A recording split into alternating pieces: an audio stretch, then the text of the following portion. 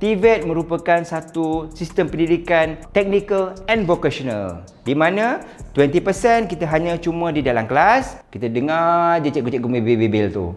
80% kita melakukan praktikal di dalam industri sebenar. Kenapa kerajaan atau semua satu dunia nak lakukan TVET ni? Sebab dia tak nak pelajar-pelajar kita buang masa. Macam dululah, macam saya pergi belajar dekat sekolah kan, belajar dengar cikgu bebel ni, faham cikgu, faham. Bila suruh buat ngangah. Sebab apa? Kita tak melakukan aktiviti tersebut.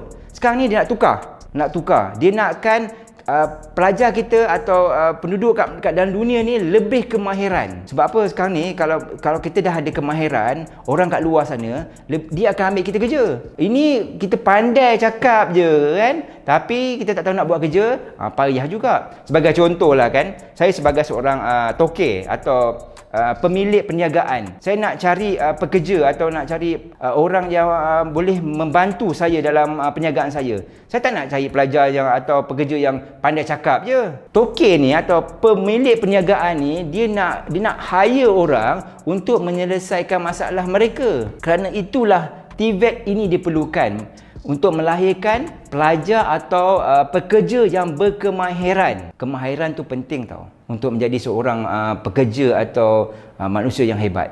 Kalau tak ada kemahiran, saya rasa siapa pun tak nak kawan. Siapa pun tak nak ambil. Saya tak cakap sistem pendidikan dekat dalam Malaysia ni perlu ditukar kepada TVET. Tetapi apa daripada pandangan saya adalah sistem yang ada ni perlu di-improve. Sebab apa? Rata-ratanya macam contohnya daripada universiti A, B, C, D, E, F ni semua sekarang ni semua dah ada degree dah. Nak ambil pekerja pun tak tahu. Tapi sekarang ni pemilik perniagaan atau CEO ke apa ke, diorang kena bijak untuk memilih pekerja yang berkebolehan atau boleh kata multitasking. Kalau macam dia dalam di Malaysia ni dia ada dua. Satu is MQA, dia mengawal selia untuk universiti-universiti tempatan swasta dan awam, dan satu lagi adalah JPK, Jabatan Pembangunan Kemahiran. Jabatan Pembangunan ni dia mengawal selia atau mengeluarkan sijil-sijil atau mengawal pusat bertauliah atau universiti yang berkemahiran. Tapi dalam kita ni sebabkan traditional kan, ramai yang nak pergi ke IPT sebab dia nak kata sebab mungkin satu glamour, satu lagi budaya, mungkin parents dia masuk universiti A, B, C ni kan. Apabila kata kemahiran ni macam tak berapa nak bijak lah kan. Tapi zaman sekarang ni, kemahiran is very important. Sebenarnya sistem pendidikan berkemahiran ni dia boleh pergi jauh. Dia bukan saja menarik minat pemilik syarikat di dalam negara, di luar negara pun boleh.